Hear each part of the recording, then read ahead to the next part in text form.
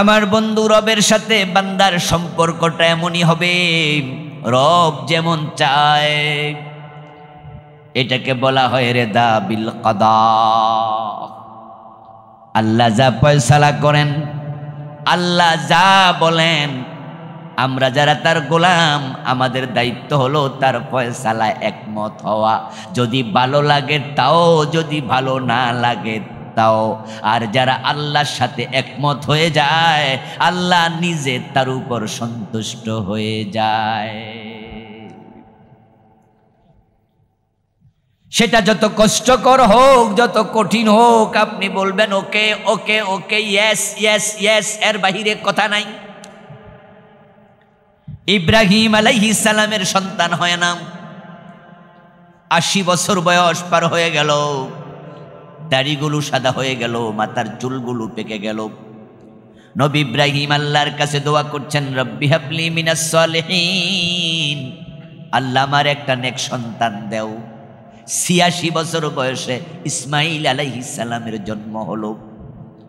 বাবা আনন্দে উদ্বেলিত, মা আনন্দে আত্মহারা। সোনার টুকরা সন্তান, কলিজার টুকরা আদর করছে, কোলে নেয়, চুমো খায়। আর আল্লাহ ওহী পাঠালেন, ইব্রাহিম এই সন্তানকে মক্কায় রেখে আসো, কাছে রাখা যাবে না। আল্লাহর ফয়সালা বান্দা সন্তুষ্ট থাকা লাগে। সন্তুষ্ট থাকলো কিনা আল্লাহ টেস্ট করে। যারা সন্তুষ্ট তাদের জন্য জান্নাত, যারা আল্লাহর সাথে দ্বিমত করে, আল্লাহর ফয়সালা নারাজি দেখায়, তাদের কপালে জান্নাত নাই। ইব্রাহিম আলাইহিস সালাম আল্লাহকে কোনো প্রশ্ন করেন নাই, সাথে সাথে বউরে বললেন, বাচ্চাকে কোলে নাও, চলো তোমাদেরকে রেখে আসবো, চলো আমার সাথে। কোথায় যাবে জানে না। আল্লাহ জিবরিলকে পাঠায়া বললেন, জিবরিল তুমি সামনে সামনে চলো, ইব্রাহিম তোমাকে অনুসরণ করবে। আর ইব্রাহিমকে ওহী করলেন, জিবরিল যেখানে রাখতে বলে সন্তানকে সেখানে রেখে এসো। জানেও না কোথায় যাবে। সিরিয়া থেকে তিনি বেরিয়ে গেলেন, একবারে জিবরিলের দেখানো পথে চলতে চলতে চলে গেলেন মক্কার ফারান নামক উপত্যকায়। আজকের কাবা ঘর যেখানে, সেখানে তখন কোনো ঘরও ছিল না, কোনো বাড়ি নাই, গাছপালা কিচ্ছু নাই, কোনো জনবসতি গ্রাম কিচ্ছু নাই, একবারে ধুধু মরুভূমি। চারদিকে পাহাড়, সাফা মারওয়া, জাবাল আবি কুবাইস, জাবালে ওমর, বিভিন্ন পাহাড় চারদিকে, মাঝখানে একটু ঢালু ভূমি উপত্যকা, ছোট্ট উঁচু একটু জায়গা যেটার নাম কাবা। শুধু ভিটিটুকু আছে, কোনো ঘর নাই। জিবরিল ইঙ্গিত দিয়া বললেন, আল্লাহর অর্ডার, সন্তানকে এখানে রেখে আবার সিরিয়ায় চলে যান। ইব্রাহিম আলাইহিস সালাম স্ত্রী সন্তানকে ওখানে রেখে চলে গেলেন। আল্লাহর ফয়সালায় তিনি নারাজ না রাজি? কোনো প্রশ্ন করেছেন নাকি? আল্লাহ বলেছে দ্যাটস ওকে, নাম বালা, এছাড়া কোনো কথা নাই। সামিনা ওয়া আতানা। সন্তান একটু বড় হলো। ইব্রাহিম আলাইহিস সালাম মাঝে মাঝে সন্তান দেখতে মক্কায় যান। আল্লাহ তাআলা স্বপ্ন দেখালেন, স্বপ্নের মাঝে তিনি ইসমাইলকে জবে করছেন। ইব্রাহিম আলাইহিস সালাম জানেন নবীদের স্বপ্ন ওহী। তিনি বুঝছেন এই স্বপ্নটা মানে হলো আল্লাহ চান আমি যেন ইসমাইলকে আল্লাহর জন্য জবে করি। এটাই আদেশ, এটাই তার ফয়সালা। এখানেও ইয়েস বলা ছাড়া কোনো উপায়, কোনো কথা নাই। রেদা বিল কাদা, আল্লাহ যা কাজা করেছেন, ফয়সালা করেছেন, সেটাতে আমি রাজি, এমনটাই হওয়া লাগবে। ইসলাম পাই আপনারা কতটুকু খুশি একটু পরে বলতেছি। আমাদের অবস্থা কিন্তু মোটেও ভালো না। বলি আমরা ইব্রাহিমের বংশধর, অথচ ইব্রাহিমের সাথে আমাদের চরিত্রের মিল পাওয়া যায় না। মিল্লাত আবিকুম ইব্রাহিম হুয়া সাম্মাকুমুল মুসলিমিন। ইব্রাহিম আমাদের জাতির বাবা, আমাদের বাবা। ইব্রাহিমের সাথে আমাদের সম্পর্ক অন্য নবীর তুলনায় একটু বেশি। ঈসা, মূসা, শুআয়ব, লূত, হুদ আলাইহিমুসসালাম তারাও নবী, তাদেরকে আমরা বিশ্বাস করি। কিন্তু ইব্রাহিমকে শুধু নবী হিসাবে বিশ্বাস করি না, তাকে আমরা বাবা বলে ডাকি। ইব্রাহিম মুসলিম জাতির পিতা। জাতির পিতা কে? হ্যাঁ বলেন না, জাতির পিতা কে? ইব্রাহিম আলাইহিস সালাম। কিন্তু আমাদেরকে আরেকজন কান্দে সাফাই দিছিল, ঠিক না? ওরে বাবা রে বাবা, মুখে ফেনা তুল্লা লাগত। সম্মান করতে বাধ্য করা ভালো নয়, জোর করে কিছু হয় না। এই যে জাতির ঘাড়ে আরেকজনকে তোমরা চাপিয়ে দিয়েছ, তার রেজাল্ট তোমরা 5 তারিখে পেয়েছ। মানুষ মূর্তিগুলার গলার মাঝে রশি লাগায় টেনে মাটিতে উপরে ফেলেছে। জোর করে সম্মান আদায় করা যায় না। বাড়াবাড়ির রেজাল্ট ভালো হয় না। সীমা লঙ্ঘনকে আল্লাহ পছন্দ করে না। জিয়াউর রহমান আপনার কাছে উনি অনেক বড়, আপনি তাকে বলেন নেতা, আদর্শ, কিন্তু আমার কাছে তিনি তা নন। আমার কাছে তিনি একজন সফল, একজন সৎ রাষ্ট্রপ্রধান, কিন্তু আদর্শ নয়। আমার আদর্শ মুহাম্মাদুর রাসূলুল্লাহ। বঙ্গবন্ধু শেখ মুজিবুর রহমান আপনার কাছে জাতির পিতা হতে পারে, আমার কাছে ইব্রাহিম জাতির পিতা। আপনারটা আমার উপর চাপিয়ে দেন। আপনি যা ভাবেন আমি তো একটু ভিন্ন মত রাখতেই পারি না? এটাই তো গণতন্ত্র। যারা জাতীয় পার্টি করে তারা এরশাদকে পল্লী বন্ধু বলে, তার সম্মান করে, করুক। আমি সেটা নাও তো করতে পারি, কিন্তু তাকে আমার ঘাড়ে চাপিয়ে দিতে হবে কেন? কোন কারণে? আল্লামা সাইদিকে আমি ভালোবাসি, আপনি ভালো নাও তো বাসতে পারেন, কিন্তু তাই বলে কি আমি কি সাইদিকে আপনার ঘাড়ে চাপিয়ে দেব? এটা কি ঠিক? কিন্তু আমরা চাপাচাপি করেছি, বেশি করে ফেলেছি। করতে করতে মনে হয় যেন দেবতার আসনে বসিয়ে দিতে চায়। কোথায় নিয়ে গেছেন আপনারা? রেজাল্ট কি দাঁড়ালো? বিস্মিত হয়ে দেখলাম যে মানুষ সে মূর্তির মাথার উপর উঠে প্রস্রাব করে দিচ্ছে। কেন এমনটা হলো? এমনটা তো হওয়ার কথা ছিল। আমার দোস্ত ইব্রাহিম আলাইহিস সালাম স্বপ্নে দেখলেন সন্তান জবে করছেন। উনি সন্তানকে জবে হওয়ার জন্য প্রস্তুত করছেন। বলছেন ইন্নী আরা ফিল মানামি আন্নী আযবাহুক ওয়ানজুর মাযা তারা। ও আমার কলিজার টুকরা ইসমাইল, আমি স্বপ্ন দেখেছি তোমাকে জবে করছি, তুমি কি বলতে চাও বলো। ছেলে বোঝে আমার বাবা নবী, নবীর স্বপ্ন ওহী, এর মানে আমাকে জবে করতে আদেশ করেছেন কে? যেমন বাবা তেমন ছেলে। সাথে সাথে ইসমাইল আলাইহিস সালাম বললেন ইয়া বাতি ফাআল মা তুমার সাতাজিদুনি ইনশাআল্লাহু মিনাস সাবিরিন। ও আমার বাবা, আল্লাহ যা বলেছেন আপনি পালন করুন, আমি জবে হতে রাজি। আশা করা যায় ধৈর্যশীলদের একজন আমাকে আপনি পাবেন, আমি অধৈর্য হব না। রিদা বিল কদা, আমার রবের ফয়সালায় আমিও সন্তুষ্ট, আমি জবে হতে রাজি আছি। আল্লাহ যা বলে যা করে তাতে দ্বিমত করা যায় না। ইব্রাহিম জবে করতে রাজি, ছেলে জবে হতে রাজি, দুজন আল্লাহর সিদ্ধান্তে খুশি। এখন ইসলামকে ধর্ম হিসাবে পেয়ে আমাদের খুশি হওয়া দরকার আছে না নাই? আল্লাহ কয় আমি খুশি, ওরা রাদিতুল্লাকুমুল ইসলাম আদিনা। সিদ্ধান্ত যত কঠিন হোক আপনি একমত হয়ে যান, রেজাল্টটা খুব ভালো হবে, খুব ভালো হবে। ইব্রাহিম আলাইহিস সালাম আল্লাহর সব পরীক্ষায় যখন 100তে 100 নাম্বার পেলেন, আল্লাহ তাআলা ইব্রাহিম নবীকে বলছেন এবার ইন্নী জাইলুকা লিন্নাসি ইমামা। ইব্রাহিম, আমি তোমার উপরে এত খুশি, আমি তোমাকে মানুষের নেতা বানাইয়া দিছি। ইব্রাহিমকে আল্লাহ এতটা পুরস্কৃত করলেন যে হাসরের ময়দানে আল্লাহ তাআলা জান্নাতি পোশাক সবার আগে নবী ইব্রাহিমকে পরাবেন। রাসূলুল্লাহ সাল্লাল্লাহু আলাইহি ওয়াসাল্লাম বলেছেন যে সব মানুষ উলঙ্গ উঠবে। ইউশারুন নাস ইয়াওমাল কিয়ামাতি হুফাতান ওয়া উরাতান ওয়া গুরলা, মানুষ উঠবে খালি গায়ে খালি পায়ে খতনাবিহীন, কারো গায়ে পোশাক থাকবে না। আমি নবী মুহাম্মাদেরও না, সবাই আমরা পোশাকবিহীন। আল্লাহ 1 নাম্বার জান্নাতের পোশাক ইব্রাহিমকে পরাইয়া তারপর আমি নবী মুহাম্মদকে পরাবে। সুবহানাল্লাহ। ইন্নী জাইলুকা লিন্নাসি ইমামা। ও দোস্ত, আল্লাহর উপর খুশি থাকেন, আল্লাহ খুশি হয়ে যাবে। মাঝে মাঝে আমাদের কষ্ট হয়, ইসলাম মানতে কষ্ট হয়। ইসলাম বলছে সুদ খাইও না।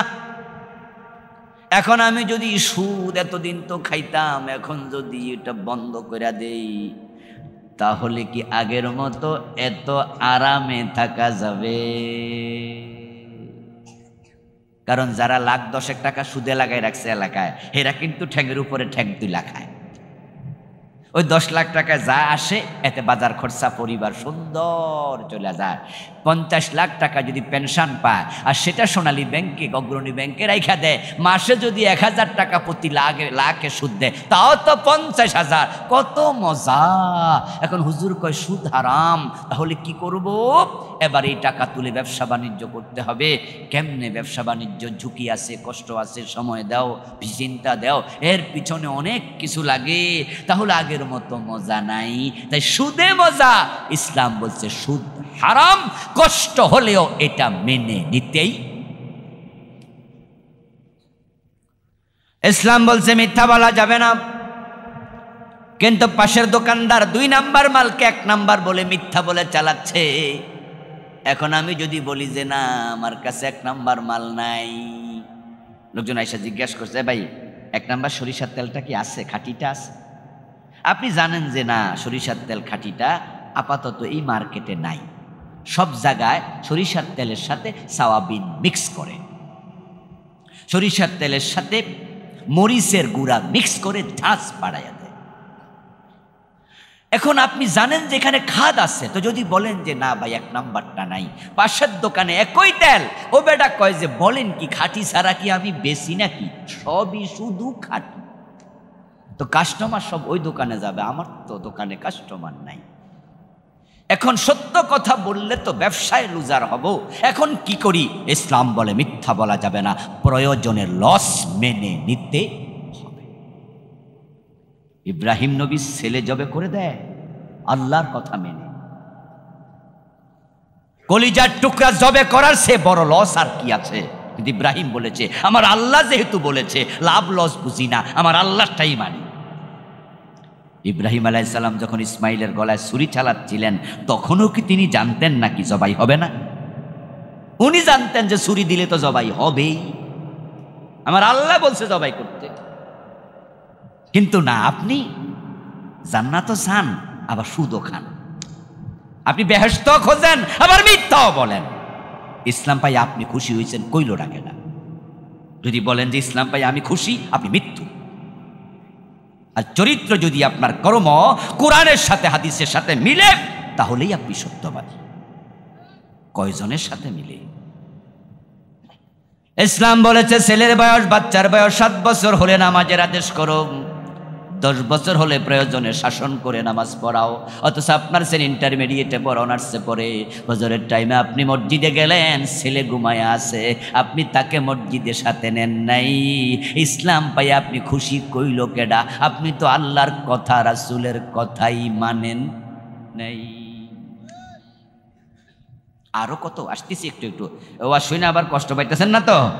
এগুলো অমিলগুলো মিল আনতে হবে। আর আত্মসমালোচনা হোক, ও আর শুনে বুঝটা আসুক যে আসলে আমি যে পথে চলছি, এই পথে চলে তো জান্নাত পাওয়া কঠিন, তাই ভালো পথে আমাকে যেতেই হবে। আল্লাহর সিদ্ধান্তে খুশি হন, মনোপুত নাও হতে পারে। আর যারা আল্লাহর সিদ্ধান্তে খুশি, আল্লাহ তাদের উপর হয় খুশি। রাসূলুল্লাহ সাল্লাল্লাহু আলাইহি সাল্লাম বলছেন, ইযা মাতা ওয়ালাদুল আবদ যখন কারো সন্তান মারা যায় তখন ফেরেশতাকে আল্লাহ তাআলা তার জান হাজির করার পরে প্রশ্ন করে, মাযা ক্বালা আবদি আকাবাতুম সামরাতা ফুয়াদিহি আকাবাতুম ওয়ালাদা আবদি। ফেরেশতা জান যখন নেয় কবজ করে আল্লাহ জিজ্ঞাসা করে, আমার বান্দার সন্তানকে কেড়ে এনেছো, তার কলিজার টুকরা ছিঁড়ে এনেছো। গাছের ফল যেমন ছিঁড়ে নিয়ে যায়, মায়ের কুল থেকে সন্তান এভাবে কেড়ে নিয়ে যায় আজরাইল। মা সন্তান কোলে নিয়ে বসে আছে, প্রচন্ড জ্বর, অসুস্থ। মা তার সন্তানকে কপাল ধরছে, চুমু খাচ্ছে, এর মাঝে দেখে সন্তানের নড়াচড়া বন্ধ হয়ে গেছে। তার জান কবজ কে করলো? আজরাইল, আল্লাহর হুকুমে। মা জানে আজরাইল কাজটা এই মাত্র করছে, মালাকুল মউত এটা করেছে। আল্লাহ এর জন্য প্রশ্ন করে, মাযা ক্বালা আবদি, আমার বান্দা মৃত্যুর পর তার সন্তানের কি বলেছে একটু শুনি।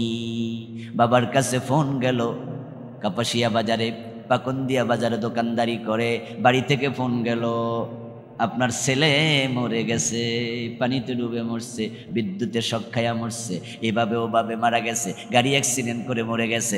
আপনার খবর পাইলেন, পাওয়ার পরে আপনি কি বলেন? আল্লাহ জিজ্ঞাসা করে। তখন জিবরা মালাকুল মউত বলে, হামেদা কাওয়াস্তার যা, আপনার বান্দা বড় ভালো বান্দা। আপনার সন্তান মরার পরে সে বলছে, ইন্না লিল্লাহি ওয়া ইন্না ইলাইহি রাজিউন। সে বলেছে, আলহামদুলিল্লাহ, আমার রবের সিদ্ধান্ত আমার কোনো দ্বিমত নাই, তিনি যা করেন আমি খুশি। একাই আমার ছেলে মরে নাই, আমাকেও মরিতে হইবে। আল্লাহ বলে, ইন্না লিল্লাহ যদি পড়ে আমি আল্লাহর সিদ্ধান্তে নারাজ না হইয়া খুশি থাকে, ইবনু লাহু বাইতান ফিল জান্নাহ ওয়াসাম্মুহু বাইতাল হামদ। আমি আল্লাহ তার উপর খুশি, তার জন্য জান্নাতে একটা বাড়ি বানাও, বাড়ির দরজায় লিখো এটা প্রশংসার বাড়ি। এত বড় লস হওয়ার পরে আল্লাহর সিদ্ধান্তে খুশি কয়জনে থাকতে পারে? কয়জন ইন্না লিল্লাহ পড়ে? কয়জনে আলহামদুলিল্লাহ পড়ে? খুব কম। আমরা লস হলে আল্লাহরে দায়ী করতে শুরু করে দিই, আল্লাহর দোষ দিতে শুরু করি। তাকদির আল্লাহর দোষ, নিজে পাইলে নিজে আল্লাহর কথা ভুলে যায়। ছেলে এসএসসি পরীক্ষায়, আপনার দাখিল পরীক্ষায় প্লাস পাইছে, গোল্ডেন জিপিএ পাইছে, লোকজন জিজ্ঞাসা করে তুমি এত চমৎকার রেজাল্ট কেমনে করলা? তখন মা বাবা ছেলে মেয়ে সবাই বলতে থাকে, যেই লেখাপড়া করছি। মা বলে, বাবা বলে, ফোলা সারা রাত পড়ছে, 3টা টিচার রাইখা পড়াইছি। পরের বছর যখন ইন্টারমিডিয়েটের রেজাল্ট খারাপ, এবার জিগাইলে কয় তাকদির খারাপ। তাহলে তাকদির যে লেখছে হের দোষ, খারাপ হয়েছে। গতবার যে রেজাল্ট ভালো, তাকদিরওয়ালার কথা মনেই নাই, নিজে যা করছে সব। ভালো করলে আমি, আর খারাপ করলে আল্লাহর দোষ। আমাদের দেশের মানুষ অকৃতজ্ঞ। এই জন্য দেখবেন যারা বিয়ের ঘটকালি করে, ঘটকালি তো বোঝেন নাকি? কি আপনাদের এলাকায় কি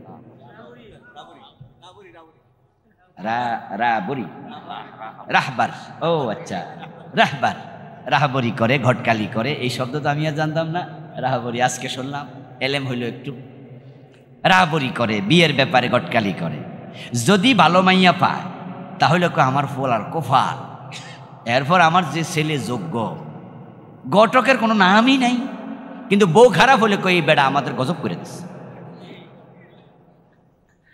বুঝছেন? খারাপ হইলে ঘটকের দোষ, আর ভালো হইলে ফল আর কোফাল। ছেলের যোগ্যতা। এত অকৃতজ্ঞ হওয়া ভালো না, আল্লাহ অকৃতজ্ঞকে পছন্দ করে না। আল্লাহ তাআলা বলছে, ইয়া আইয়ুহাল্লাযীনা আমানু দুখুলু ফিস-সিলমি কাফা, একটি পরিপূর্ণ ধর্ম দিলাম ইসলাম, এটা দিয়ে আমি খুশি। এখন তোমরা যারা ইসলাম পাইছো তোমরাও খুশি হয়ে যাও। আর ইসলাম পাইয়া খুশি তার প্রমাণ হবে তখন জীবনের সব জায়গায় ইসলাম মানতে রাজি থাকবেন যখন। এই ভাইয়েরা একটু কথা বলেন তো আমার সাথে দয়া করে, ইসলাম পাইয়া আপনারা খুশি না বেজার? খুশি। ইসলামের সর ধরে হাত কাটার আইন আছে না নাই? 53 বছরে কয়দিন কাটছেন? তো খুশি হইলে কাটলেন না কেন?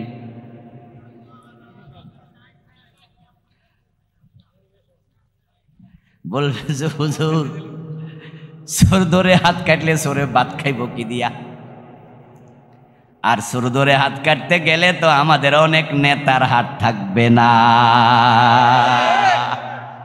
কারণ এই দেশে সবচেয়ে বড় চোর হইল রাজনীতিবিদেরা।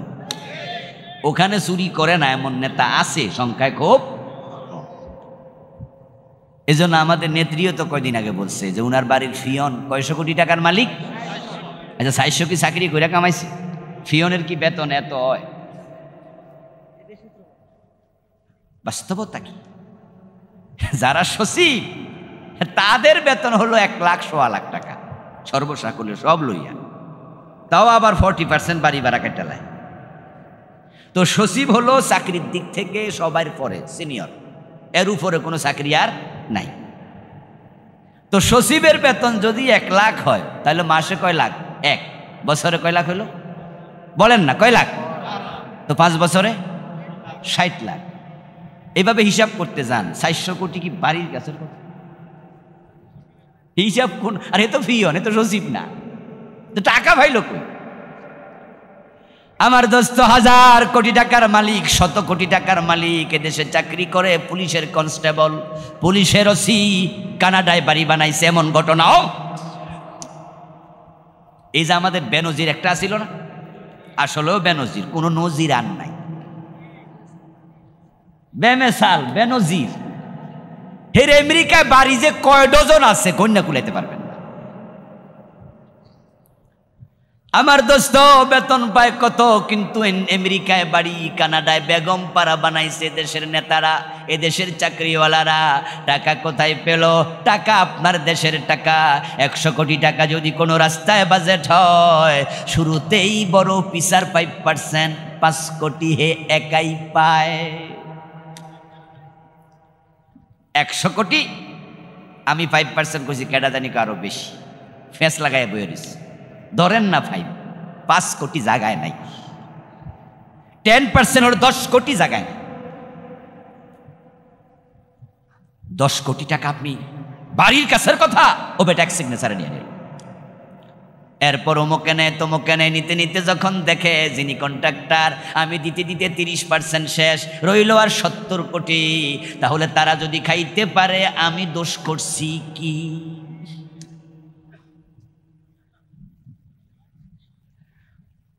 হুজুর যদি ডিম চুরি করে খায়, ছাত্র মুরগি খেয়ে লাগে, ওইটাই নিয়ম। ছাত্র হুজুরের সাথে চলে, পীর সাহেবের সাথে মুরিদ চলে। এখন যদি মুরিদের টের পায় যে পীর সাহেব মানুষের কাছে ডাব চুরি করে খায়, মুরিদ ওখানে একটা সেতু আছে, আমার প্রাইভেট কারে 25 টাকা টোল নিচ্ছে, যমুনা ব্রিজে 500 টাকা নেয়, নতুন যেটা হয়েছে পদ্মা 750 টাকা নেয় একটা ছোট্ট প্রাইভেট কার, আর ট্রাক 3000 5000। একদিনে কত হাজার গাড়ি যায়, কত কোটি টাকা ওঠে একদিনে। সবগুলো টাকা পাবলিকের না। আপনার মোবাইলে যদি আপনি 100 টাকা ঢুকান, জায়গায় 15 টাকা এটা নিয়ে যান, যোগ হবে 85 টাকা, 15 টাকা সাথে সাথে ব্যাট হিসাবে কেটে।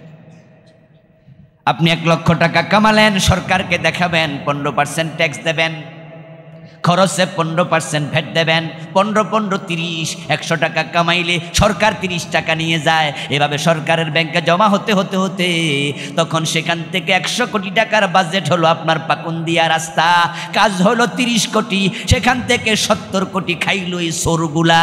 ওদের হাত কেন কাটবেন না? কেন কাটবেন না? যারা চোরের হাত কাটার পক্ষে না, বুঝতে হবে তারাও চোরের সহযোগী।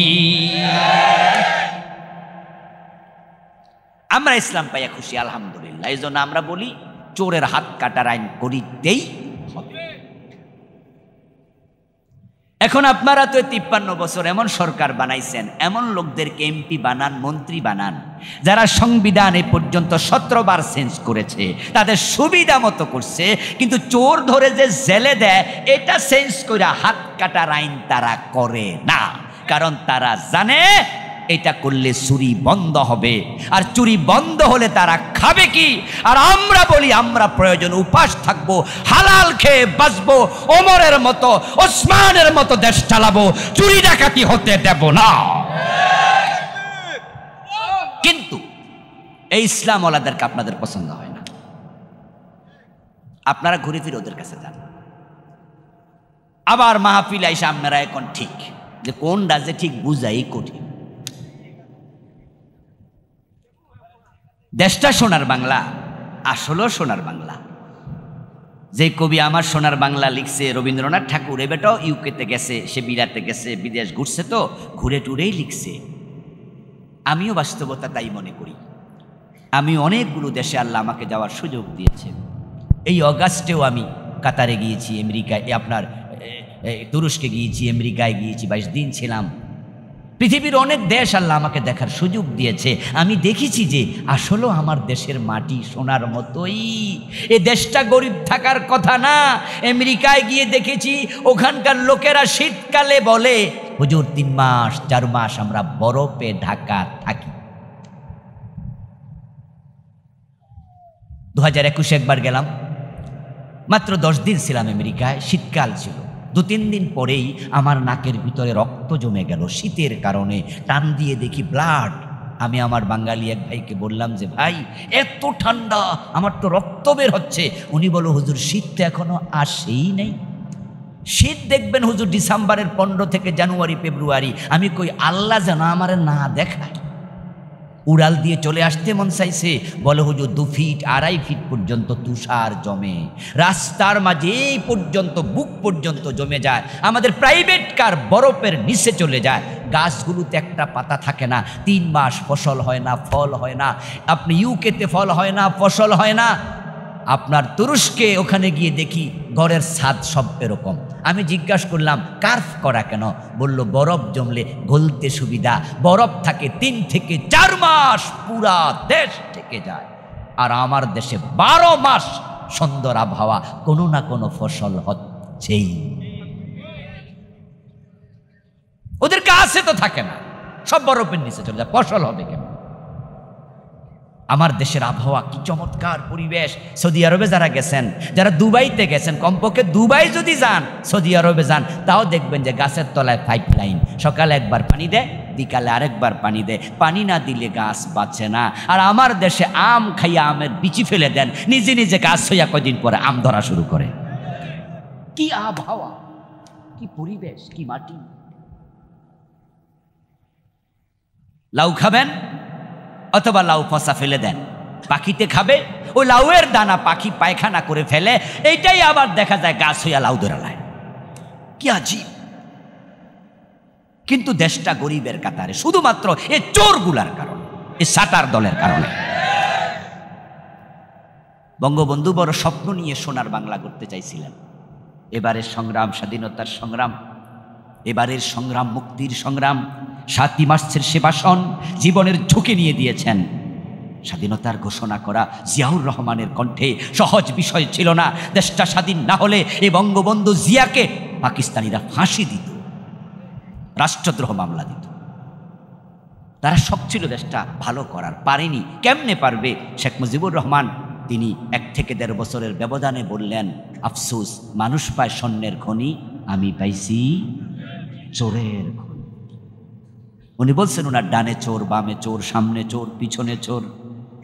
আমি বলি চোরগুলো এখন আর চোর নাই, এক একটা ডাকাইত হয়ে গেছে।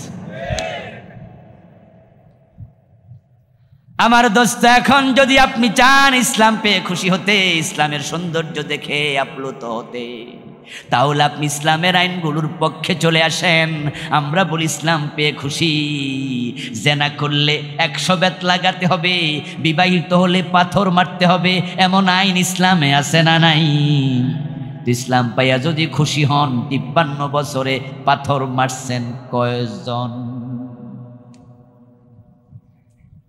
মদ পান করলে 80 বেত দিতে হবে। হযরত ওমর নিজের ছেলে আবু শাহমাকেও ছাড় দেয় নাই। 80 বেত লাগানোর আইন ইসলামে আছে, কিন্তু বাংলাদেশে আমরা 53 বছরে একজন মদখোরকে 80 বেত লাগাই নাই। ইসলাম পেয়ে যদি খুশি হন, ইসলাম আপনাকে মানতে হবে, না হয় আল্লাহ আপনার সাথে ডিলিংস ভালো করবে না। আল্লাহ শয়তানকেও বলেছিল আদমরে সেজদা কর, যেখানে অর্ডার করছিলেন ফেরেশতাদেরকে, সেখানে শয়তানও ছিল, ইবলিস ছিল। কিন্তু সব ফেরেশতা সেজদা করলো, আল্লাহর কথা মানলো, মানে নাই একজন, সে হলো ইবলিস। যে মানে নাই সে পুরস্কৃত হলো না, তিরস্কৃত। তার ঈমান থাকলো না গেল, জান্নাতের সীমায় থাকতে পারলো না, বের করা হলো। তো আল্লাহর একটা আদেশ মানে নাই, আল্লাহ ইবলিসকে লাঞ্ছিত করে বের করে দিলেন। আর আমরা ডজন ডজন মানি না, জান্নাতে যাওয়ার স্বপ্ন দেখি কেমনে। এবার কিন্তু একটা সুযোগ আসছে, এ সুযোগটা বাংলাদেশে 53 বছরে আর আসে নাই। 72-তে সংবিধান লিখা হয়। এ মাইকল আওয়াজ বাড়াই দাও। 72-তে সংবিধান লিখা হয়। এই সংবিধান লিখার পরে 17 বার এ পর্যন্ত সংবিধান চেঞ্জ হলো, কিন্তু সংবিধানের মূল ধারাগুলো কোনো চেঞ্জ হয়নি। এবারে বৈষম্য বিরোধী আন্দোলনের সফলতার পরে সংবিধানের অনেকগুলো স্থগিত, যেমন প্রধানমন্ত্রীর সাথে সংশ্লিষ্ট সব ধারা মুলতবি, কারণ প্রধানমন্ত্রী এ তো নাই। মন্ত্রী পরিষদের সাথে সংশ্লিষ্ট সকল ধারা মুলতবি, মন্ত্রী পরিষদই নাই। 300 এমপির সাথে সংশ্লিষ্ট সব ধারা মুলতবি। 300 মন্ত্রী একসাথে পালিয়েছে, 300 এমপি একসাথে পালিয়েছে, এমপি তো নাই। এভাবে অনেক ধারা মুলতবি হয়ে গেছে। শুধু আমরা যদি মুসলমানেরা মাথা উঁচু করে বলতে পারি বাকিগুলা মুলতবি করে দাও, ডক্টর কামালের লেখা ধর্মনিরপেক্ষ সংবিধান লাগবে না, কোরআনকে সংবিধান বানাতে হবে। সুযোগ এবার আসছে, শুরু করুন আন্দোলন, কথা বলুন, বলতেই হবে। ইসলামকে পাকঘর থেকে সংসদ ভবনে নিতে হবে। প্রিয় নবীজি বলেছেন, দ্বীন আল ইসলাম ইয়ালু ওয়ালা ইউলা। আল্লাহর নবী মুহাম্মদ সাল্লাল্লাহু আলাইহি ওয়াসাল্লাম বলেন, ইসলাম বিজয়ী হতে এসেছে, ইসলাম পরাজিত হতে আসে নাই। ইসলাম আসছে বিজয়ী হতে। আপনাদের কাছে একটু জিজ্ঞাসা করি, একটু বলুন তো, বাংলাদেশের ইসলাম কি বিজয়ী না পরাজিত? যারা চুপ করে আছেন বলেন না, একটু বলুন না, বাংলাদেশ ইসলাম কি বিজয়ী না পরাজিত? ইসলাম কি পরাজিত হতে এসেছে? তা আপনারা ইসলাম ওনারা চুপ করে আছেন কেন? আপনার নামাজ, রোজা, হজ, যাকাতে করাতে ইসলাম শেষ নাকি? ইসলাম তো কমপ্লিট কোড অফ লাইফ। এই জন্য আল্লাহ বলছে, উদখুলু ফিস-সিলমি কাফা, ইসলামে পরিপূর্ণ প্রবেশ করো। আংশিক ইসলাম মানার কোনো অনুমতি নাই। অর্ধেকটা জিনিস চলে না। আমরা অর্ধেক ইসলাম পেয়ে খুশি, আছে তো, নামাজ তো পড়ি, রোজা তো রাখি। অর্ধেক জিনিস চলে না। আপনি 500 টাকার নোট মাঝখানে ছিঁড়ে বাজারে নেন তো চলবে? 1000 টাকার নোট, ওইটা চলবে নাকি? চলবে না। আপনি বলবেন যে হুজুর রিক্স আছে তো, খরচ হবে 100 টাকার, 1000 টাকার নোট নিয়ে যাব, বাজারে যদি পকেট মাইন নিয়ে যায়, এজন্য মাঝখানে ছিঁড়ে তারপর আমি অর্ধেকটা নিলাম। পকেট মাইন নিল, বাকি অর্ধেক তো নিরাপদে আছে। দোকানদারকে দিলে হে হাসবে, বলবে চাচা বাকিটা কই? আপনি যদি বলেন বেডা এটা তো 500 টাকার মূল্যমান, অর্ধেক 1000 টাকার অর্ধেক কত জানোস? খরচ মাত্র 100, বাকি 400 ফিরাই দেবে। ফজরের নামাজ 2 রাকাত ফরজ, 1 রাকাত পরে বাড়ি চলে যান। 1 রাকাত না পড়ে ওই 1 রাকাতের সওয়াব পাবেন কতটুকু? অর্ধেক আল্লাহ নেয় না। রমাদানে রোজা রাখছেন, 12:30 বাজে ইফতার করে নিলেন, ভাবলেন মনে মনে 6-7 ঘন্টা রাখছি, সওয়াব তো 50% পাইছি। বাস্তবে সওয়াব পাবেন, আল্লাহ অর্ধেক রোজা নেয় না। উদখুলু ফিস-সিলমি কাফা, সে আল্লাহ বলে ইসলাম যখন মেনেছ পরিপূর্ণ প্রবেশ করো। আপনাদের এলাকায় যখন মশা বেড়ে যায়, মশা থেকে বাঁচার জন্য মশারি টানানোর একটা নিয়ম বাংলাদেশে আছে। এই এলাকায় আছে? আপনারা মশারি টানান তো? মাঝে মাঝে টানান। আচ্ছা, মশারি যখন টানান, আপনি দেহের কোন অংশ মশারির বাহিরে রাখেন? রাখেন না। যদি আপনি মশারির ভিতরে ঢোকেন মশা থেকে বাঁচার জন্য, আর আপনি পা ঢুকালেন, মাথা ঢুকালেন, বডি ঢুকালেন, হাতটা বাহিরে রেখে দিলেন, এলাকার মশারা বেজান না খুশি? মশা বলবে ওটুকু চলে। এবং এলাকার বন্ধু বান্ধবরাও গানে গানে দাওয়াত দেবে, আয় আয় আয়, যে আপদ বসছে খাইয়া যা। এবার হাত যদি পায়, হাতের মাঝে হুল বসায়, মশা কামড় দেয়, ম্যালেরিয়ার জীবাণু যদি হাতে ঢোকে, তাহলে বডির সমস্যা আছে না নাই? তো বডি তো মশারির ভিতরে সমস্যা কেন? শুধু হাতে সমস্যা হোক গা। এই চিন্তা আমরা কেউ লালন করি না। আমরা বুঝি হাত দিয়ে পুরা দেহ শেষ, ম্যালেরিয়ার জীবাণু ঢুকে যাবে, ডেঙ্গু জ্বর হয়ে যাবে, অসুস্থতা বেড়ে যাবে। তাই আমরা কেউ দেহের কোনো অংশ মশারির বাহিরে রাখি না, আমরা পুরাটা ঢুকাইয়া নিজেকে নিরাপদ করি। জাহান্নাম থেকে বাঁচতে চাইলে ইসলামে পুরা ঢোকো, জীবনের কোনো অংশ ইসলামের বাহিরে রাখিও না। কিন্তু হতভাগা মুসলিম জাতি, তারা ইসলামের মতো ধর্ম পাইয়া তারা লেনিনের কাছে যায়, কার্ল মার্কসের কাছে যায়, মাও সেতুংয়ের কাছে যায়, জর্জ ওয়াশিংটনের কাছে যায়, মহাত্মা গান্ধীর কাছে যায়, তারা অমুকের কাছে তমুকের কাছে যায়। তারা যখন অর্থনীতি নিয়ে পড়ে, তখন তারা পড়ে পুঁজিবাদ আর সমাজতন্ত্রবাদ। আপনারা গ্রামের গঞ্জের মানুষ, হাই থটের আলোচনা সবাই নিতেও পারবেন না, জাস্ট অতটুকু বলি। অর্থনীতি আমাদের যে ইউনিভার্সিটি, ঢাকা, চিটাং, রাজশাহী, আপনাদের এই যে এখানে কিশোরগঞ্জে একটা বড় কলেজ আছে না, কি নাম, গুরুদয়াল কলেজ, ওখানে অর্থনীতির সাবজেক্ট আছে, অনার্স লেভেলে অর্থনীতি পড়ায়। যত ভার্সিটি ইসলামী অর্থনীতি একটাতেও নাই, নট এ সিঙ্গেল ইউনিভার্সিটি। মুসলমানের সন্তান, মুসলমানের দেশের বিশ্ববিদ্যালয়, অর্থনীতি পড়েও মুসলিমদের। তারা ইসলামের অর্থনীতি পড়ে না, মানা দূরের কথা, তারা জানে না ইসলামী অর্থনীতি কি। আপনাদের কাছে আমার প্রশ্ন, ইসলাম যদি পরিপূর্ণ ধর্ম হয়, ইসলামে অর্থনীতি আছে না নাই? তো না থাকলে পরিপূর্ণ হইল কি দিয়া? বরং ইসলামী অর্থনীতি হলো শান্তির অর্থনীতি, যেটা আমরা দেখেছি। ইসলাম যখন জাহেলিয়াতের যুগে অর্থনীতি কায়েম করছে, ইসলামেরটা এতটা বৈষম্যহীনতা এসেছে, এতটা অর্থনৈতিক সলভেন্সি এসেছে। ওমরের যুগে জাকাত বিভাগের কর্মচারী জাকাতের টাকা কাঁধে নিয়ে হাঁটে, জাকাত খাওয়ার মতো লোক আর নাই। বরং আমাদের পুঁজিবাদী অর্থনীতি আমাদেরকে দিন দিন গরিব বানাচ্ছে। সমাজতন্ত্র তো মাঠে মরে গেছে। পুঁজিবাদী অর্থনীতি, সুদ, ঘোষ, হালাল হারাম কিচ্ছু বিচার নাই। টাকা কামাও, টাকা কামাও, তোমার টাকার মালিক তুমি। তাই 2.5 বছর যাওয়ার পর 2.5% জাকাত দিতে হবে। না না, দরকার নাই, টাকা আরো জমাও। ইসলামী অর্থনীতি হলো টাকা কামাইবা হালালভাবে, ব্যয় করবা আল্লাহর পথে, এবং চিন্তা ভাবনা করে অপচয় করো না, হারাম খাতে ব্যয় করো না। আর বছর যখন যাবে তখন 2.5 টাকার মালিক তুমি থাকবা না, 2.5 টাকার মালিক হয়ে যাবে এলাকার গরিব মানুষেরা। ওফি আনফুসিহিম ওফি আমওয়ালিহিম হাক্কুন লিসসাইলি ওয়াল মাহরুম। তোমরা যারা ধনী, তোমাদের মালের মাঝে আমি আল্লাহ গরিবের অংশ ঢুকাইয়া দিছি। রাষ্ট্রকে আল্লাহ বলেছে, আল্লাযীনা ইম্মাক্কান্নাহুম ফিল আরদ আকামুস সালাত ওয়া আতাউজ যাকাত। রাষ্ট্র যখন মুসলমান চালাবে, নামাজের আইন করে মানুষকে নামাজ পড়তে বাধ্য করবে, এবং যাকাতের আইন করে যাকাত তুলবে, এটা রাষ্ট্রের দায়িত্ব। তুখাযু মিন আগনিয়াইহিম ওয়া তুরাদ্দু ইলা ফুকারাইহিম। ধনীদেরকে বলবে জাকাত দিতেই হবে, না দিলে পুলিশ ধরে নিয়ে যাবে, তোমার ব্যবসার লাইসেন্স বাতিল করা হবে।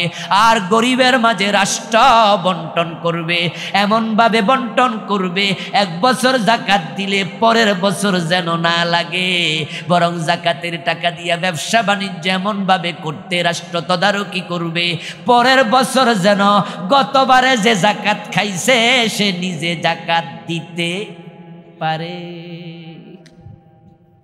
হযরত ওমরের সময় এত চমৎকার বিলি বন্টন হয়েছিল।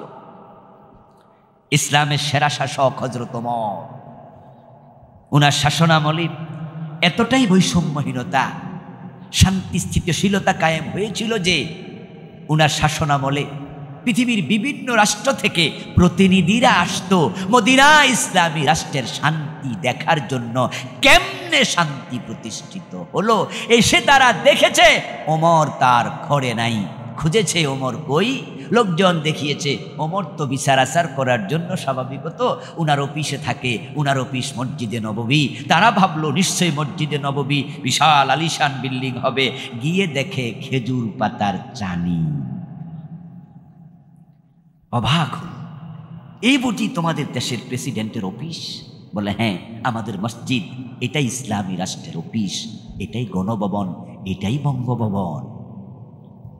মসজিদ শুধু নামাজের জায়গা না, আজানের মাঝে আছে হাইয়া আলাস সালাহ, তারপরে কি বলেন বলেন বলেন, এরপরেরটা কি? হ্যাঁ, আমরা তো শুধু নামাজের জায়গা বানাইছি, বরং আমরা লিখে দিয়েছি মসজিদের দুনিয়াবি কথা বলা নিষেধ, হারাম। অথচ ইসলাম বলেছে এটা হাইয়া আলাস সালাহ, এটা নামাজের জন্য আসো, নামাজের পরে হাইয়া আলাল ফালাহ, বাকি সময় এই মসজিদকে কল্যাণমূলক কাজে লাগাও। আচ্ছা, আপনাদের এলাকায় যে সমস্ত বিচার আচার হয়, গ্রাম্য বিচার, সালিশ, দরবার, ওখানে গোশ খাইয়া বিচার উল্টাইয়া দেয় এমন 2-4 জন বিচারক আছে কিনা? আচ্ছা, ওই বিচারগুলো যদি মসজিদের ভিতরে হইতো, তাহলে যে গোশ খায় হেতেও কিন্তু একটু ডরাইতো, কইতো যে আল্লাহর গজব বিপরে। ভাই বলেন না, ঠিক কিনা? ঠিক কিনা? যদি ওই বিচারটা মসজিদে হইতো, তাহলে গোশ খায় না বিচারকও কিন্তু একটু ডরাইতো, ভয় পাইতো। মসজিদ হাইয়া আলাস সালাহ, মসজিদ হাইয়া আলাল ফালাহ, এটা কল্যাণের জায়গা।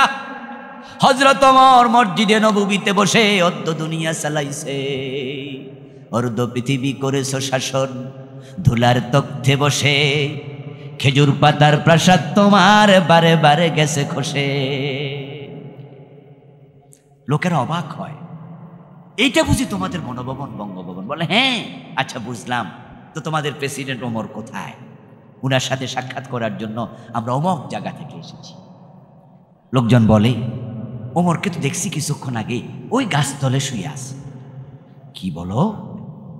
প্রেসিডেন্ট গাছতলে শুয়ে আছে? মস্করা করছো না তো আমাদের সাথে? বলে না না, আপনি গিয়ে দেখেন। ওরা গিয়ে দেখে গায়ে কোনো দামি পোশাকও নাই, কোনো রকম একটা জামা গায়ে, নিচে কোনো বিছনা চাদর নাই, ঠিকই গাছের ছায়া, মাটির মাঝে অর্ধ দুনিয়ার সম্রাট ওমর একা শুয়ে আছে, কোনো বডিগার্ড নাই। শান্তি কাকে বলে? আর আমাদের দেশের এমপি যদি কোনো এলাকায় যায়, 1 গাড়ি পুলিশ নেয়। মন্ত্রী যদি যায় তাহলে কয় গাড়ি? ওরে বাবা, সামনে 1 গাড়ি, পিছনে 1 গাড়ি, ফু ফু ফু ফু কইরা কইরা যাওয়া লাগে। আর প্রধানমন্ত্রী কোথাও গেলে কয় গাড়ি? হিসাব সারা। 1 সপ্তাহ আগ থেকে কুত্তা ফাটাইয়া দেয়। কি কুত্তা এনি? কি নাম দিচ্ছে? Dog squad. NSI, DSB, SSF, সেনাবাহিনী, পুলিশ, র্যাব, বিজিবি, আর কি লাগবো, দলীয় নেতা কর্মী 1 সপ্তাহ আগে সব কিছু, বাবারি বাবা। আর প্রোগ্রামের দিন তো রাস্তাঘাট সব। এরপরও টেনশন, কোন দিয়ে আবার কি ফোড়ে ক যায় না। আর অর্ধ দুনিয়ার সম্রাট ওমর মদিনা থেকে জেরুজালেম চলে গেলেন একা একা। ওটের রশি টানার জন্য শুধু একজন চাকর, সাথে কোনো বডিগার্ডের প্রয়োজন নাই। ইসলাম কি শান্তি এনেছিল, সে ইসলাম এখনো আছে, কিন্তু শান্তি নাই। ইসলাম আমরা দেশে কায়েম করতে ব্যর্থ হয়েছি। তাই আমরা মানুষের কলিজায় ভয় ঢুকাতে পারিনি, আল্লাহর ভয় ঢুকাতে পারি। কেমনে ঢুকবে? কোরআনের তো চর্চাই নাই, চর্চাই তো নাই।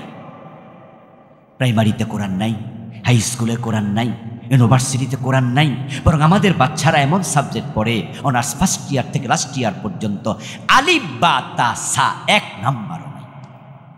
এমন সাবজেক্ট অনেক, ফিজিক্স, কেমিস্ট্রি, বায়োলজি, বাংলা, সাহিত্য, ইতিহাস, বিজ্ঞান, ভূগোল, সাবজেক্ট শত শত এমন সাবজেক্ট আছে। আল্লাহর কোরআন, নৈতিক শিক্ষা 1 নাম্বারও নাই। পুরাটা জীবন পড়লো, ইসলামই শিখলো না, দেখে কোরআনটাই পড়তে পারে না। এমন পচা সিলেবাস বানাইছো। এমন সিলেবাস হওয়া দরকার ছিল, প্রত্যেকটা ছাত্র মেট্রিক পাশের আগে যেন বিশুদ্ধ কোরআন পড়তে পারে। এটা কি অসম্ভব ছিল? অসম্ভব ছিল। ও মুসলমান, ইসলাম তোমরা পেয়েছো, কিন্তু অর্থনীতির জন্য তোমরা যাও সেখানে লেনিন, কার্ল মার্কসের কাছে।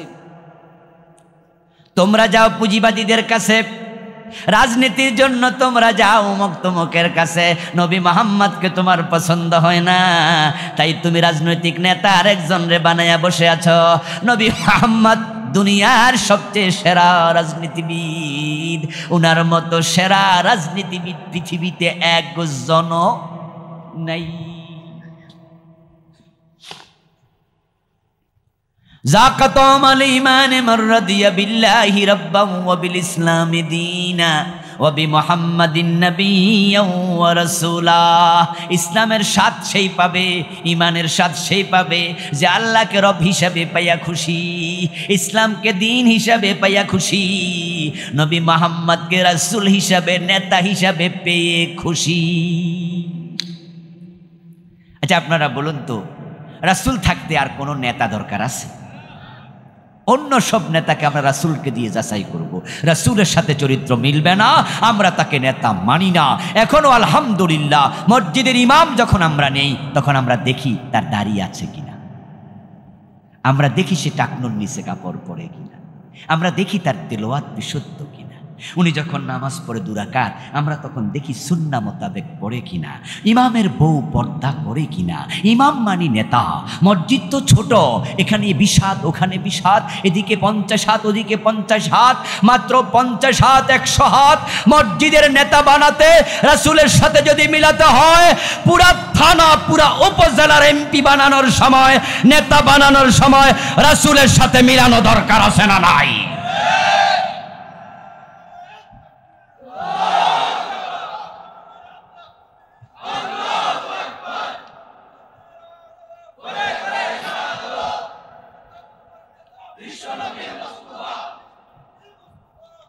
আমার প্রিয় ভাই, আমরা মসজিদের ইমাম নীতি কিন্তু রাসূলের সাথে মিলাই। ইমাম শব্দের অর্থ কি? যারা জানেন তারা বলেন না। ইমাম অর্থ কি? নেতা। আচ্ছা মসজিদের ইমাম বড় নেতা না সমাজের যারা এমপি মন্ত্রী তারা বড় নেতা? হ্যাঁ, কারণ মসজিদের ইমামের অধীনে মানুষ থাকে কতজন? 500, 700, 1000, 2000। আর একজন এমপি, ঢাকা শহরে যিনি এমপি, তার অধীনে মানুষ থাকে 10 লাখ, 20 লাখ, 30 লাখ। আর আপনাদের এলাকারও যিনি ইমাম হবে, নেতা হবে, এমপি হবে, এই পাকুন্দিয়া এবং কটিয়াদি 2 আসনে মিলে মানুষ তো 5 লাখের নিচে হওয়ার কথা নয়, 4-5 লাখ। যদি 100-200 ইমামকে আপনি সুন্নাহ মিলাইয়া নেন, 5 লাখের ইমামকে কি রাসূলের সাথে মিলানো উচিত নয়? কিন্তু আপনি কি মিলিয়েছেন? ইসলাম পেয়ে খুশি আপনারা কই লোকে না। এগুলো আপনার দ্বিচারিতা। বরং মুসলমান মা বাবার ঘরে জন্ম নিয়ে আপনি বিপদে পড়ছেন যে ইসলাম মানি না, এটা কোয়ার সুযোগও নাই। এই জন্য বেনামাজিরই জিগাইবেন, এই বেনামাজি যাই হোক না কেন ইসলাম পাইয়া খুশি? হেও কইব হ্যাঁ অনেক খুশি, নামাজ পড়ে না, হেও খুশি। মানে কি ভাইয়া খুশি এই বোঝে না, কি যে বোঝে না এইটাও বোঝে না। ও দোস্ত, মসজিদের যে ইমামকে রাসূলের সুন্নাহর সাথে মিলাইয়া দিলেন বা ইমাম বানা নিলেন, আচ্ছা আপনারা যারা দাড়ি কামান, মসজিদে জুমার দিন গিয়ে দেখেন আপনার ইমামও দাড়ি কামাইছে, হের পিছনে নামাজ পড়বেন নি? যার দাড়ি নাই হেও পড়বো না, হে কব এ হুজুরও চলবো না। তো তোমার যে দাড়ি নাই কব আমি হইলাম মুসল্লি, আমার চলে, হুজুরও চলবে, বলবে না? বলবে না? আচ্ছা আপনার ইমাম যদি বিড়ি টানে, আপনি কি তার উপর ভক্তি শ্রদ্ধা রাখিয়া ইমামতিতে রাখবেন? বিড়ি টানুন না, মুসল্লি বিরোধিতা করবো যে এইটা চলবো না। রাষ্ট্রের নেতা মদ খায়, মদের ব্যবসা করে, সুদী ব্যাংকের এমডি, সুদী ব্যাংকের মালিক, এমন লোকেরও রাষ্ট্রের নেতা বানায়। অথচ সুদ খেলে 73টা গুনাহ, সবচেয়ে ছোটটা হলো মায়ের সাথে জেনা। ও দোস্ত, আপনার যে মসজিদের ইমাম, উনার কাছে কত টাকা বাজেট আসে? আচ্ছা মসজিদের ইমাম হুজুর বাজার আসেনি? কাবিখা খাদ্যের বিনিময় কর্মসূচি, গম, রাস্তা করার টাকা। মসজিদের ইমামের কাছে কাবিখা নাই, রাস্তার টাকা নাই, কিছু নাই। বরং মসজিদে যে দান বাক্সা চালায়, এটা চাবিও ইমামের কাছে নাই, এটাও কেশিয়ারের কাছে। এরপরও ইমাম রে এত যাচাই করেন, রাসূল রে মানেনি, আল্লাহ রে মানেনি, তাকওয়া আসেনি, ইসলাম মানেনি। আর যার হাতে কোটি কোটি টাকার বাজেট, ওর তাকওয়া আছে কিনা যাচাই দরকার আছে না নাই? যেহেতু যাচাই করেন না, না বুঝা নেতা বানান, তাই মানুষের টাকা খাইয়া নেয়। হে কই যা, তোরা যেমন আমিও তেমন। সৌদি আরব থেকে আসছে, আসার পথে একটা লম্বা জামা আনছে। সৌদি আরবে কিন্তু যারা একবারে মূর্খ তারাও কিন্তু লম্বা জামা পরে, ওই দেশি যারা জন্মগতভাবে সৌদি আরবে জুব্বা, এটা ওদের রাষ্ট্রীয় পোশাক, ওরা পরেই একবারে মাড়ি পর্যন্ত পরে নেয়। 4-5টা আইটটা গেলে এলাকা ঝাড়ু দেয়া লাগে না। তো এখন বাংলাদেশে এক লোক চাকরি করতে যায়, হেও এখানে ওদেরকে দেখে দেখে জুব্বা পরে। মূর্খ মানুষ চাকরি করতে গেছে, দেশে আসতে জুব্বা একটা কিনে আছে। এখন বাংলাদেশে আইসাও ওই জুব্বা গাদ দিয়া বাজারে গেছে। তো টুপি মাথায় দিয়া জুব্বা গাদ দিয়া যখন গেছে, এলাকার লোকেরা তো মনে করছে নিশ্চয়ই অনেক বড় হুজুর আইছে। এখন মাগরিবের নামাজের টাইমে সামনে ডাকাইয়া দিছে, হুজুর ইমাম আমনেও। হে বলতেছে না না না, এইসব আমার দিও না। বলেন কি, এত বড় হুজুর হইব না, কেডা হইব আর ইমাম? এখন প্রথম রাকাতে কুল আউযু বিরাব্বিন নাস পড়ে লাইছে। এখন প্রথম রাকাতে কুল আউযু বিরাব্বিন নাস পড়া ভাবে, তাহলে পরের রাকাতে পড়মু সূরা তো নিচে আর নাই। বাঙ্গা জায়গা দিয়া ফলান ছাড়া উপায় নাই। এমন লোকদেরকে আমরা ইমাম বানাইয়া দেই, সে যাচাই নাই বাছাই নাই, শুধুমাত্র অমক দল দিছে, ওই দল দিছে, তাই আপনার নেতা হয়ে গেছে। বড় কুত্তা থাকলে বুঝি ইমাম হওয়া যায়? আপনার দল দিছে তো। এই ভাই, দলের কাছে বিবেক বন্ধক কেন দেন? আমিও একটা দল সাপোর্ট করি, কিন্তু যদি আমার এলাকায় আমার দল এমন কাউকে দেয় যার ব্যাপারে আমি অসন্তুষ্ট, শরিয়ার সমস্যা আছে, আমি বলবো তোকে ভোট না দিয়া ভোট পচানো ভালো, পচাইয়া দেবো, তোকে দেবো। বিবেকের দায়বদ্ধতা থাকতে হবে। ইসলামের মতো সুন্দর ধর্ম পৃথিবীতে কি আর আছে? কল্পনা করতে পারবেন না। এই ধর্ম, আমাদের দিন কত সুন্দর, প্রতিটা অঙ্গ সুন্দর। গোলাপ ফুলের চেয়ে আরো বেশি সুন্দর। গোলাপ ফুল তো দেখেছেন, পাপড়ির দিকে তাকালে চোখ জুড়ে যায়, কি সুন্দর পাপড়ি। নাকের কাছে আনলে মন জুড়ে যায়, কি মৌ মৌ গন্ধ। চাপ দিলে আতর বের হয়, প্রতিটা অঙ্গ সুন্দর। কিন্তু সে গোলাপ যদি কলির ভিতরে থাকে তাহলে দেখতেও সুন্দর না, গন্ধ থাকে না, চাপলে আতর বের হয় না। যদি তুমি সৌন্দর্য দেখতে চাও, তার সুগন্ধ পেতে চাও, আতর বের করতে চাও, তাহলে গোলাপকে ফুটতে দাও। ইসলামের সৌন্দর্য শুনেছেন, চোখে দেখেননি। দেখতে যদি চান, ইসলামকে, কোরআনকে মসজিদ থেকে সংসদ পর্যন্ত নিয়ে যাও, সমাজে কায়েম। ওমরের যুগের মতো মানুষ দেখতে আসবে। ইসলামের পুরা সৌন্দর্য আমেরিকার তারা নিয়ে গেছে, ইউরোপের তারা নিয়ে গেছে। আমরা মুসলিম কিন্তু ইসলাম মানি না, তারা অমুসলিম, তারা ইসলাম মানে, তাই তারা শান্তিতে আছে, আমরাও শান্তিতে। আমি বারাক ওবামার বাড়িতে গিয়েছিলাম, আমেরিকার সাবেক 2 বারের প্রেসিডেন্ট। ওনার বাড়ি হলো জর্জ ওয়াশিংটন সিটি, জর্জ ওয়াশিংটনের নামে তার বাড়ি, রাস্তার পাশেই। তো আমাকে যে ড্রাইভার বাঙালি ছিল, তিনি যাওয়ার পথে বললেন যে হুজুর সামনেই বারাক ওবামার বাড়ি। আমি বললাম দারুণ তো, দাঁড়াবেন একটু দেখব। গিয়ে দেখি 2.5 তলা একটা বাড়ি। আমি আশ্চর্য হলাম, আমেরিকার 2 বার 8 বছরের প্রেসিডেন্ট, যে দেশে বাঙালি যারা শ্রমিকের চাকরি করে তারাও 5 লাখ টাকা মাসে কামানো কোনো ব্যাপার না, আর ওই দেশের 8 বছরের প্রেসিডেন্ট 2.5 তলা বাড়ি, কিরে বলে। তখন আমার উনি বলল, এই দেশের প্রেসিডেন্টকে আমাদের দেশের মতো নাকি যে সামনে পাইলে চুরি করবো? সরকারি বেতন যায়, আসছে বেশি কামাই কোথায় তার?